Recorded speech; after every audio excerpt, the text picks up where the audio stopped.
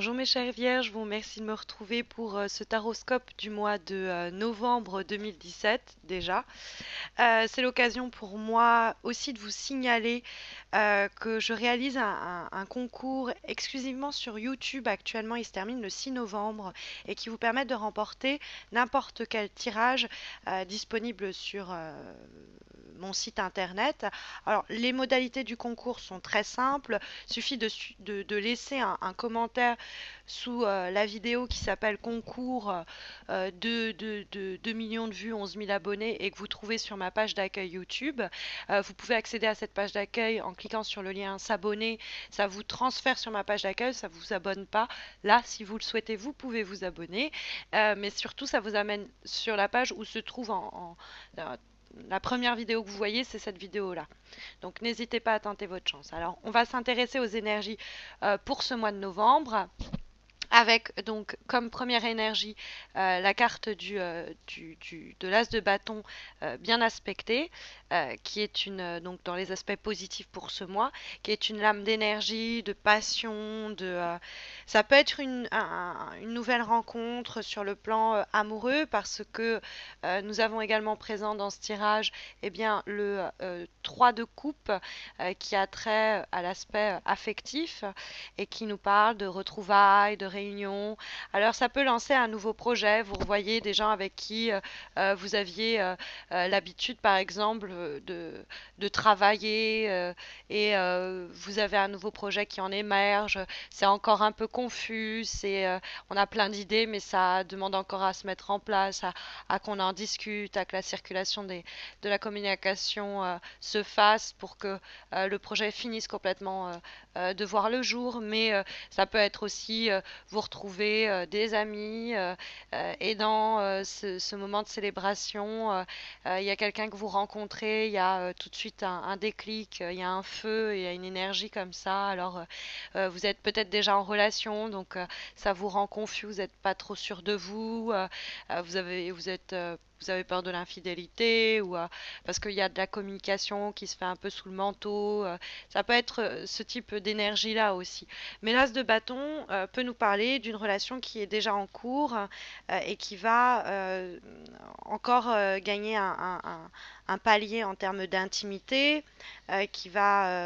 dont on va approfondir cette relation, on va approfondir ce projet. Il y a l'idée de renouveler l'énergie qui se trouve à l'origine de quelque chose qui est né il n'y a pas longtemps ou qui demande à naître.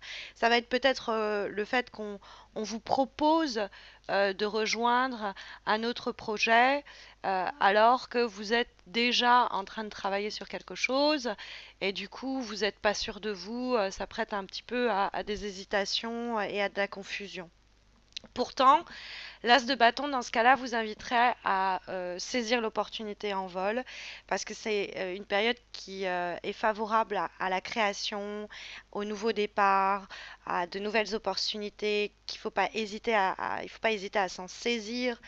On peut être même dans une période où on fait des rencontres, par exemple, sur le plan professionnel, ça permet de faire de nouveaux contacts, et de ces nouveaux contacts vont émerger peut-être de nouveaux projets, et qui pourraient énormément vous plaire. C'est-à-dire vous pourriez être très enjoué à l'idée d'aller là-dedans, et ça pourrait peut-être chasser des angoisses ou des craintes que vous pourriez avoir, notamment avec la carte de la Lune.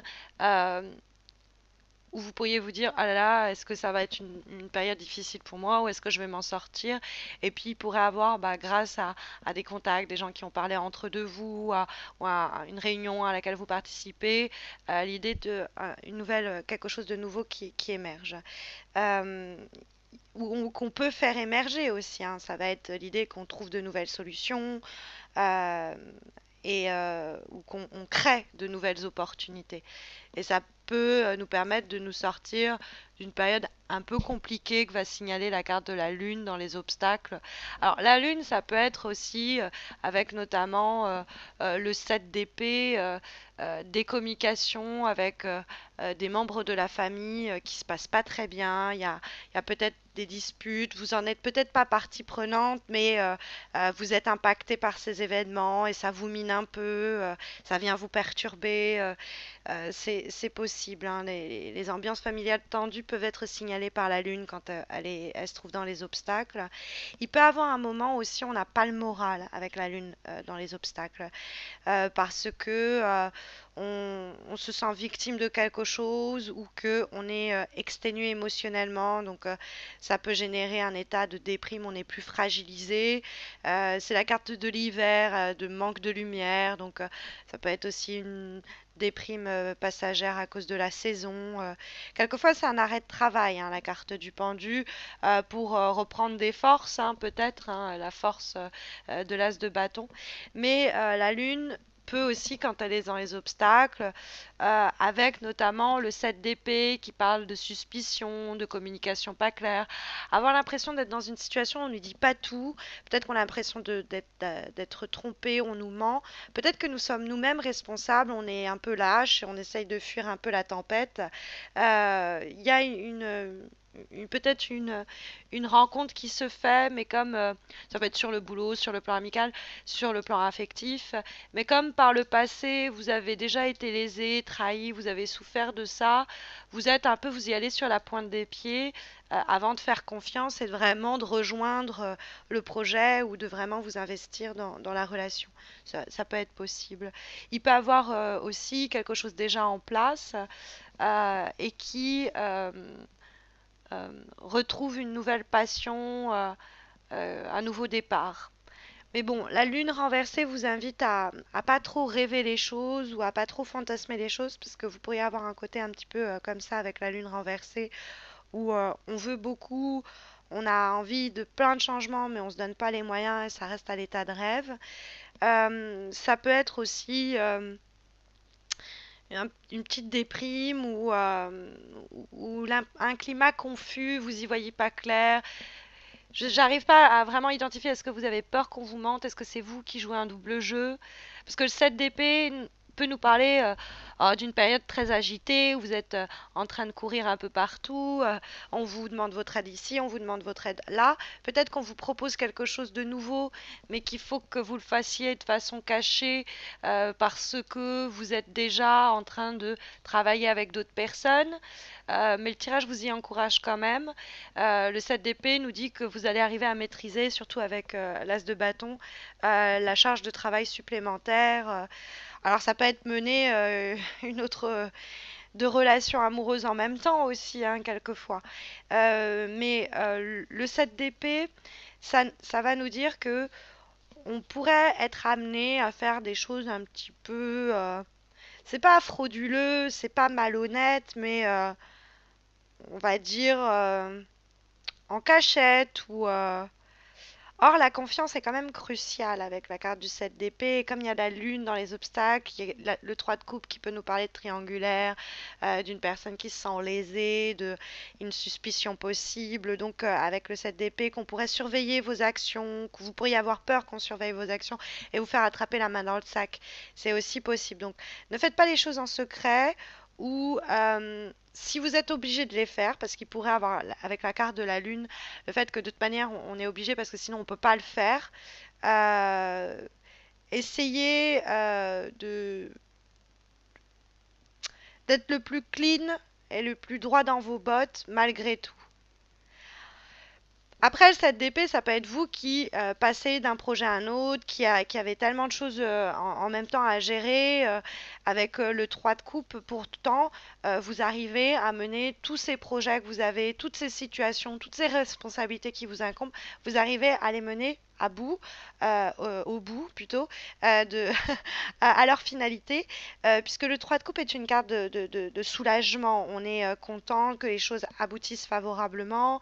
Ça peut être des personnes qui nous encouragent, qui nous félicitent. On nous dit waouh, c'est fou ce que tu as fait, et on se réjouit soi-même des progrès, des associations qu'on a fait pour arriver à ces fins. Et s'il y avait déjà quelque chose en place, on s'est super décarcassé et ça a été fructueux, quoi.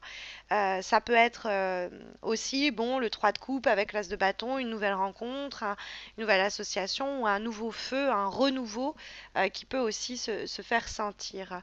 Mais quand je vous parlais de suspicion, avec le 7 d'épée, la lune, des choses pas très claires, il est vrai qu'on retrouve un peu cette idée avec l'avant-dernière lame que nous avons pour ce mois de novembre, qui est issue cette fois-ci du tarot, mais toujours en fait, c'est toujours le tarot de Marseille. Ici, on l'appelle le tarot Oshozen, mais c'est une relecture du tarot de Marseille. Et donc, nous avons la carte de la moralité. Et qui n'est pas une belle carte, comme vous voyez, on a une personne engoncée, enfoncée dans cette structure géométrique. Ça manque de respiration, ça manque de liberté. Et donc, c'est pour ça que je vous disais, bon, il y a peut-être des choses que vous allez être obligé de faire un petit peu caché, pas très frontal, on va dire ça comme ça, mais c'est parce que vous pouvez pas faire autrement. Il faut pas, la moralité, c'est une carte qui nous dit qu'il faut pas se retrouver avec c'est comme ça, c'est pas autrement, une forme d'austérité ou de rigidité sur le plan mental qui nous serait imposée de l'extérieur, parce que ça peut être la reine d'épée, ça peut être une femme ou un homme qui par les mots, par la communication, un signe d'air notamment, pourrait être un petit peu rigide avec vous, et dans ce cas-là, si on vous impose ah non, au travail, vous faites ça, comme je vous le dis, et vous vous dites non, ça ira plus vite si je fais dans l'autre sens, on fait ça de votre côté, vous prenez vos libertés.